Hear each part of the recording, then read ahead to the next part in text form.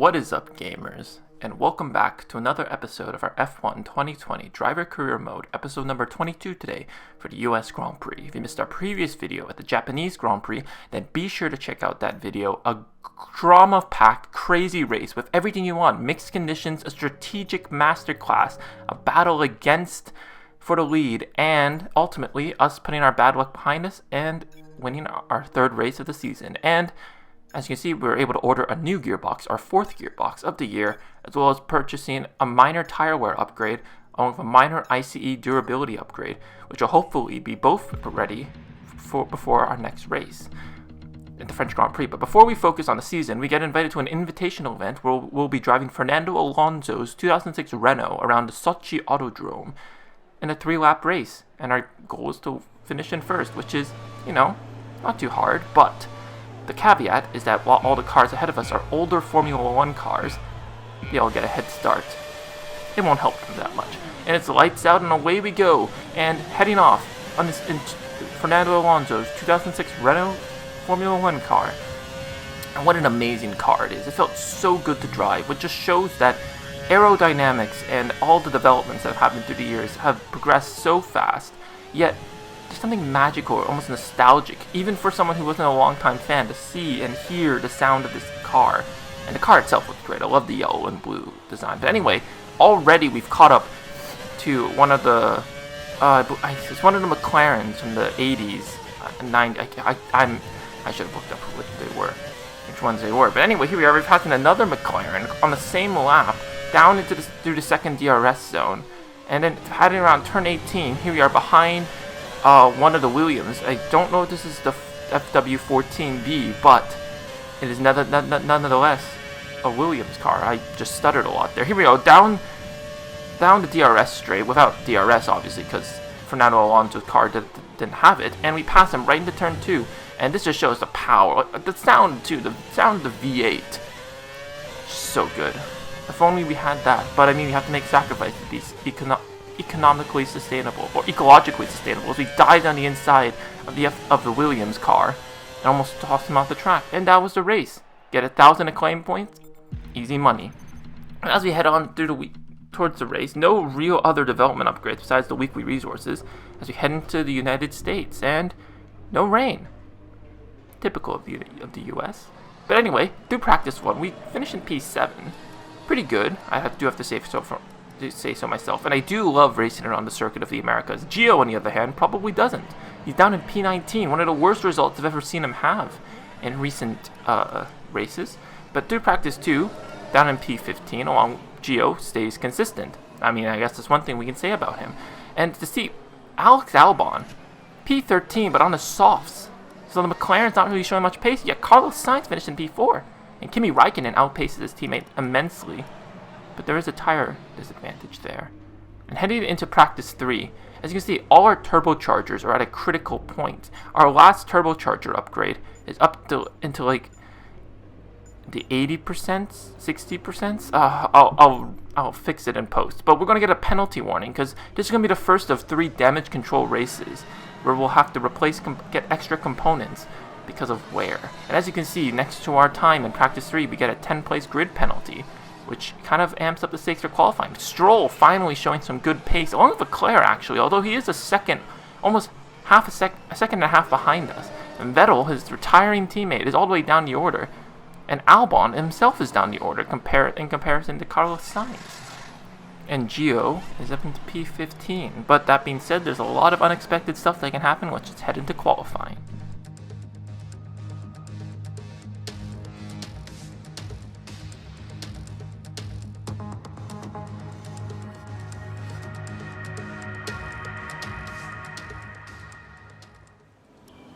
And here we are into qualifying. And of course, again, I forgot to upload or show my setup for this race. But don't worry, I'll leave a video, the video link to where I found the setup in the description down below as usual. But heading into the hairpin of turn 11, go a little too wide. This corner really gave me a lot of trouble along with the S curves in sector 1, but it's a pretty good overall lap, and we finish in P3, but we go down the order into P8, so we're in that danger zone right now of elimination, but we're still on the fringes of it. We're not exactly too far deep, so I don't go out again, and we stay in P8. So we did save a tire set, which is good. Kimi Räikkönen up in P7. That being said, right above us, so doesn't really say much towards him as his teammate finished in 4th. Alex Albon finishes in the top 10 over his teammate.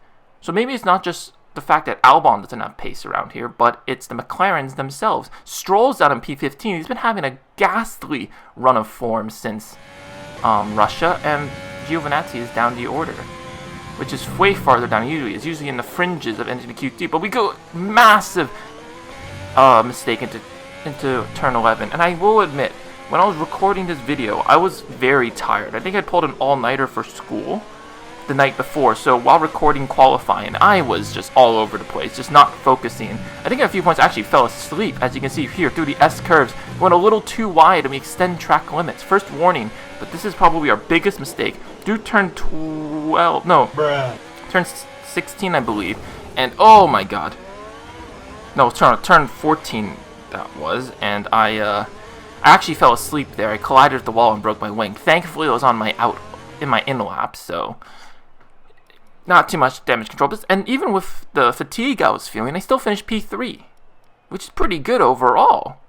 Kimi Räikkönen actually puts in a stonking time as well, but we've done the easy part, made it into Q3. But now, because of the 10th-place grid penalty, the best place we can finish in is P11, because even if we get pole position, 10 grid places will be added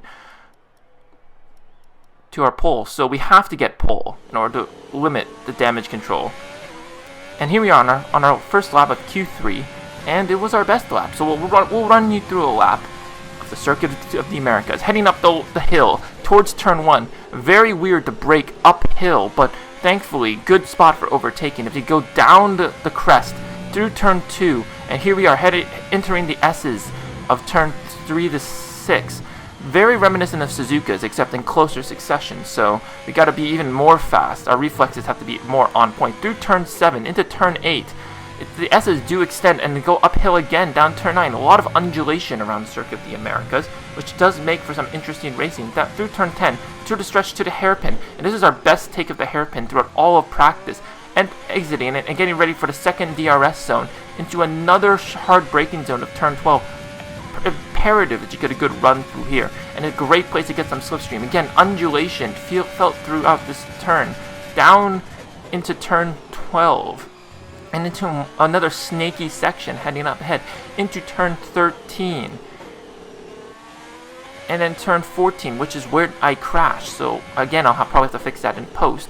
Through the heavy braking zone of turn 15, not a popular way for overtaking there. Due to a long sweeping right-hander of turn 16, through the kink of turn 17 and 18, then brake into turn 19, getting ready for the 90-degree turn of turn 20. Another decent overtaking spot here, as we prepare to run on the line, prepare to open up the DRS across the line, and it's pole position.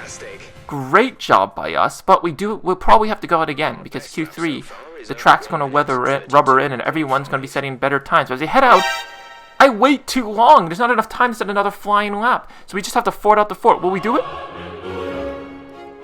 We do it.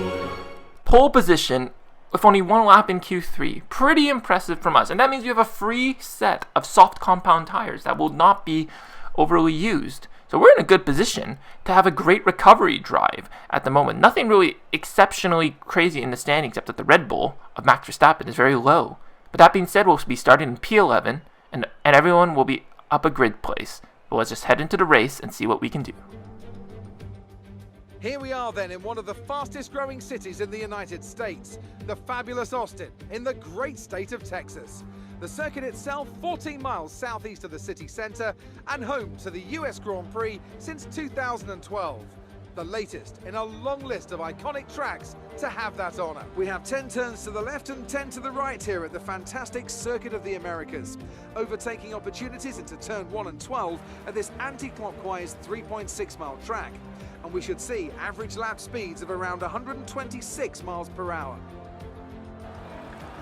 Anthony Davidson is alongside me as usual for the race today. So, let's briefly discuss Lewis Hamilton. There's a real chance they could win the title today. So how do you think they'll handle the pressure? I think as long as they keep their mind on the task and not its historical significance, they'll be just fine. This is a race just like any other. You do the best you can and accept that sometimes things are going to happen outside of your control. If they can approach today with that attitude, the pressure shouldn't be a problem. Before we begin, let's take a quick look at the grid lineup for today's race. Lewis Hamilton lines up on pole position, and it's Valtteri Bottas that completes the front row. Moving on to the rest of the grid, we have Vettel, Verstappen, Daniel Ricciardo, and Leclerc. Raikkonen, Ocon, Sainz, and Pierre Gasly. Skip, they've taken a grid penalty. Perez, Daniel KVYAT, and Albon. Stroll, Magnussen, Romain Grosjean, and Antonio Giovinazzi. Russell, and Nicholas Latifi. Which of these talented drivers will come out on top today? Jeff here, radio check. Check, check, can you hear me? Okay, we had a fantastic result at the last race. Let's try it again here. Alright, and you can see even Jeff is getting absorbed in the excitement after last race. But we have to put that aside and get ready for this one. And they're recommending we go on the one stop from a set of softs to a set of hard tires. But we do have a free set of soft compound tires we can use, and our tires from qualifying aren't that worn. So I'm going to go aggressive. From P11, we've got to make some moves. So I'm going to go into the two stop, two sets of soft to a set of medium tires, and see if the alternate strategy can get us up into the points. And here we are, the 5 red lights for the United States Grand Prix is lights out, and away we go. It's a great launch at the line because we pass Gasly, then Sainz, and we're weaving through Leclerc, but the gap is closing. We break a little earlier than everyone, but KVYAT gets boxed in. Gasly dives down the inside, cutting the corner practically, and we get boxed in by the AlphaTauris to turn 1, heading towards the S's of turn 2. Here we are, we're getting very close. We're going to see if we can make a move around them, but KVYAT closes off. KVYAT brakes checks us. What the f***? Why did he do that? Why did he brake there? And we've broken our front wing, and we have no downforce. You can feel it through the S-curves, especially, because downforce is imperative there. But let's look at the replay. Great launch from us. I will admit, I was a little hesitant here. The gap was there, but I was worried of breaking my front wing against one of the leading, either Kimi Raikkonen or one of the Renaults. But as you can see, KVYAT, you're not supposed to be braking through the S-curves. You don't brake or get off the throttle until much later, so maybe it's because he's feeling boxed in by Gasly, but again, once again, a trend from Singapore, the AlphaTauris are giving us a lot of woes. You can see from KVYAT's steering wheel, he actually does de-accelerate and lift off, which caught me completely off guard, and now our strategy is compromised. We're still doing a 2-stop, but now we're going to go on to 2 sets of medium tires, because we're pitting now. And so effectively, KVYAT has ruined our race. And now our recovery drive has got to be even better, as we'll probably be dead last. And considering this is the first lap, very likely as we enter the pit lane. And honestly, if we're going to recover from this calamity, this stupidity on KVYAT's part, we're going to need a miracle of some kind, honestly. So, I mean, at this point, I'm just praying that something happens at some point during the race. But please. Safety car. No overtaking. Reduce your pace. Keep your delta number positive as we form up. Exit now. Are you kidding me? This is honestly the best case scenario that we could have had. Because my God, I mean, I'm shell shocked. I'm bewildered actually. The luck of having a safety car, the field will bunch up again, and although we will still be dead last, the recovery drive is not going to be as severe. As you can see, Esteban Ocon through turn 1 has an engine failure, so the Renault's reliability really rearing its head, and the Ferrari of Charles Leclerc almost has a hairy incident with him as he almost rear ends the Renault, which could have been even more calamitous, but nothing happens, and here we are 2 laps later, and we've caught up to the back of Nicholas Latifi, and here we are within range, and we could potentially jump a few cars here, because I mean the 2 Williams are better than us. But if you've been a fan of this channel for long enough, we're not very good on safety car restarts. We get caught out again. Going way too wide because our tires are very cold. We didn't really give a good chance to warm them up. As you can see, entering that cold range where we're not that operable. Into turn 1, able to close some of the gap as the tires are warming up now. But ultimately, we will have to wait until the first the second DRS straight to catch a Nicholas Latifi. But even without DRS, with ERS and Rich Mix, we're able to catch up to the slower Williams very easily. We're going to go on the inside, but Latifi defends us, but he switched back to the outside, diving into turn 12. And a great move by us. A little wide as Nicholas Latifi is able to keep alongside us, but we get the move done. Great stuff against our fellow Canadian. As you can see on the replay, well defended by Latifi. He did cut us off to say, but he's allowed to do that because we're not entering the braking zone. But great move around the outside through turn 12. Because of our run in the slipstream, we were able to capitalize on that as we get ready to do the same to his teammate. But through the S's, ooh, a little wide again. See, this is another section of the track that I really struggled with. However, no track extension warning in comparison to qualifying. But here we are, down the same straight. You see if you pull the same move on his teammate. The slipstream with Rich Mix and ERS is working a charm for us as we slide around behind George Russell. We're going to dive down the inside into turn 12, a little too deep. And Russell just passes by us on the inside as he takes a turn normally. So we're going to have a little battle against Russell to dive into turn 20. Kind of cut the corner a little bit as Russell did have, he was given the apex. He was there, so he was indebted to the racing line. We're going to dive around turn 1 with the DRS, see if we can do anything. Russell runs into us. So what's with all these altercations of drivers? I don't think there's any damage for any of us, but we'll also get back into replay and see who was at fault here. Because, as you can see, the hand is raised only when the AI do a stupid mistake as we dive down the inside and outside, and yeah, I think honestly it was more my fault. I did turn into Russell, and he really had nowhere else to go. What the was he doing? Honestly. Yeah. I wouldn't be very happy if I was George Russell either, but we get the move done. And as we head into turn 20 on lap 7, another car seems to be having reliability issues up ahead as we go through the order. And ooh, there's smoke up ahead, and it's Daniel KVYAT. Not much sympathy, but here we are.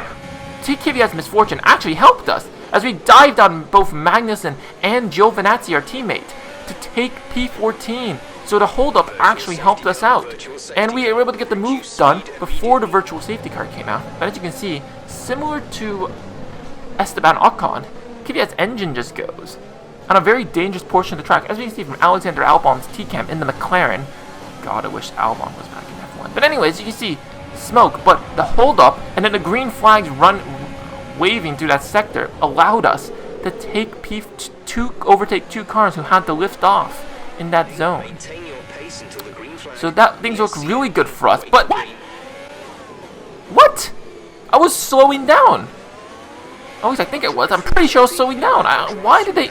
So I apparently went over the delta time, and now we have a drive-through penalty. So our luck is just, oh God, I don't know. And now Jeff is suggesting that we go longer on our medium tire stint, pit later, 5 laps later than intended, and go into a set of soft compound tires, which we can do. And that's what we're going to do, because with this drive-through penalty, after 3 laps, in the next 3 laps, we're going to have to just drive through the pit lane to use our penalty. And if we're not, we get disqualified. But everyone's pitting. We're up at the P10. We're going to dive on the inside of turn 1 against Alexander Albon. Albon does keep it well. We do cut the corner a little bit, but we're able to get the move done on the McLaren driver into P9. But it's not really going to do much, which means that we're going to have to really make up places so that our drive-through penalty does not hurt us too much. We're up at the P4 already on the pit stops.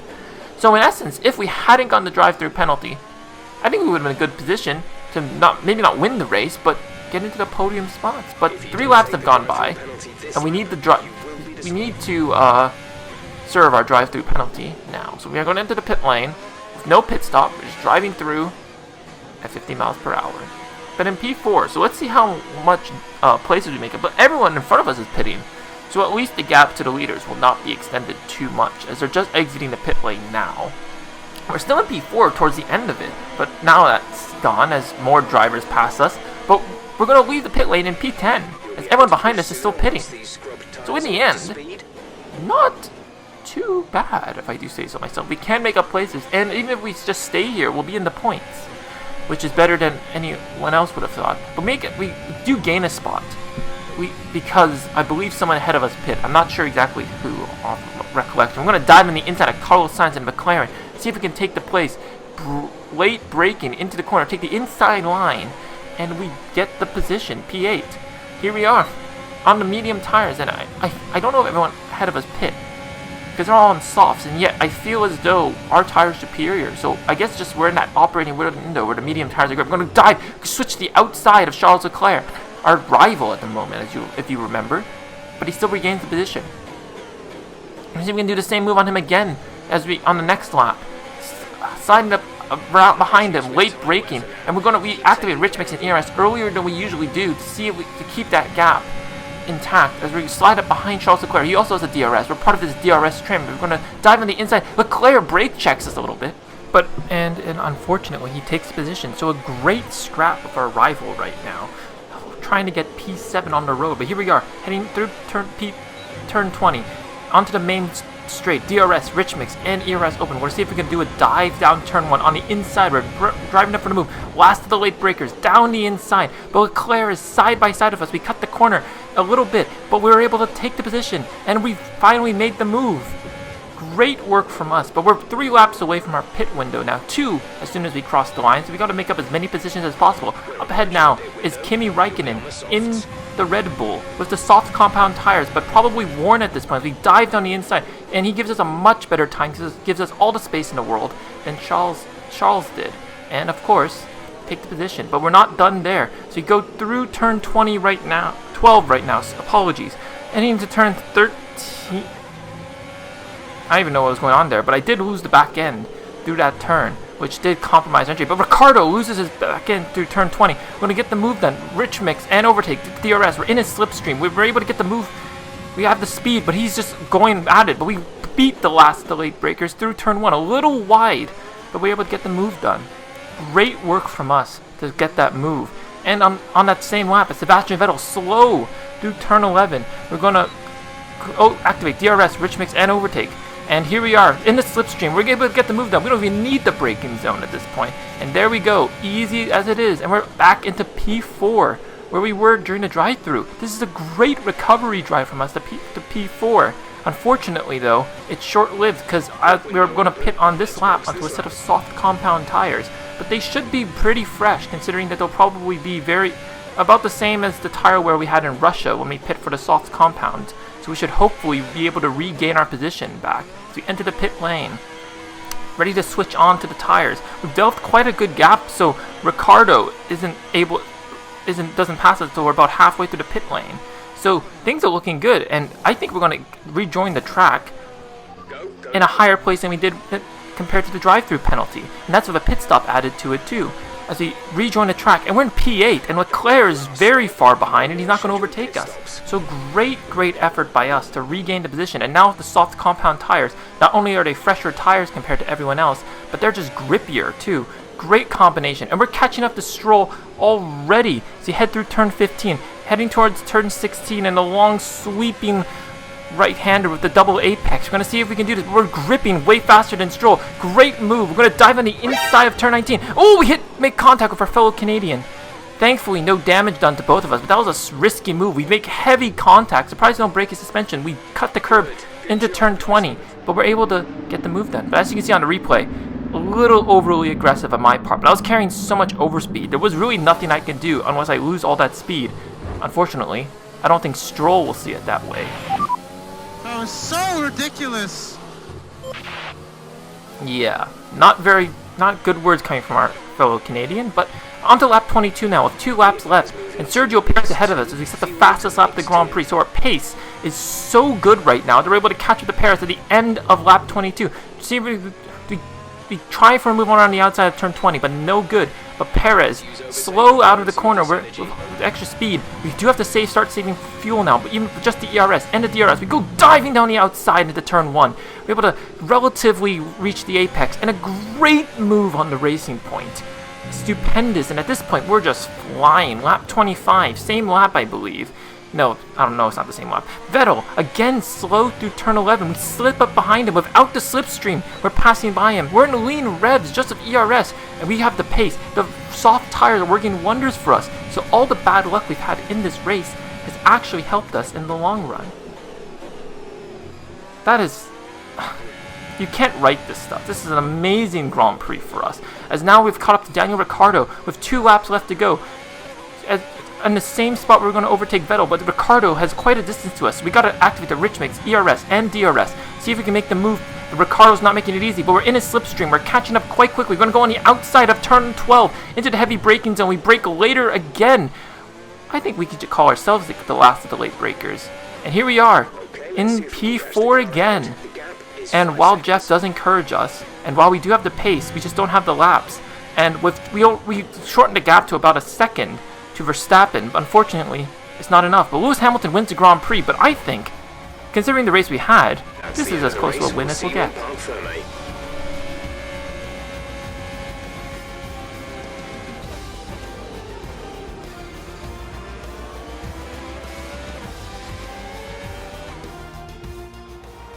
That's a spectacular victory then, and with it, the championship is secure. It's been a magnificent season, and they thoroughly deserve the cheers of the crowd here today. Talk to me, Ants. What was it that set them apart from the competition today? It was a question of right place, right time today. We were looking at an entirely different race before the safety car came out, but they were able to take full advantage after the field had been bunched up. After an excellent performance at the Grand Prix, I'm sure there'll be plenty of celebrations tonight amongst the Mercedes team, and they certainly deserve it.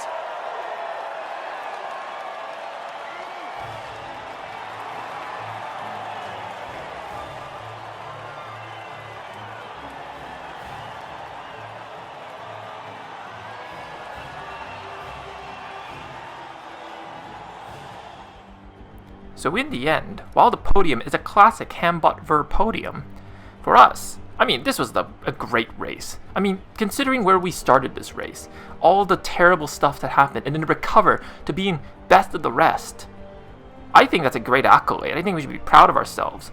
And in the end, some dismal races throughout the field, like Charles Leclerc and Kimi Räikkönen falling down the order. Kimi Räikkönen just barely in the points. But another driver rode a great drive. Was our teammate, Antonio Giovinazzi, going from P18 to P14. Great result, but Esteban Ocon, it's such unfortunate to see him DNF, but if he hadn't done that, having to serve that extra pit stop of going onto the medium tires and replacing our front wing, without it, our fight through the midfield would have just been way harder. And with the great result from us, despite Verstappen finishing on the podium, we still retain third in the Drivers' Championship, which is just bonkers to think of, considering we're in an Alfa Romeo. And our teammates only really gotten points after a crazy safety car. And no changes in the Constructors' Championship, and Lewis Hamilton continues his fight with Valtteri Bottas until the next race. And it doesn't look like, in the Constructors, nothing changes, obviously, because Mercedes won it in Singapore. Yeah, but we do pretty well in our rivalry against Charles Leclerc.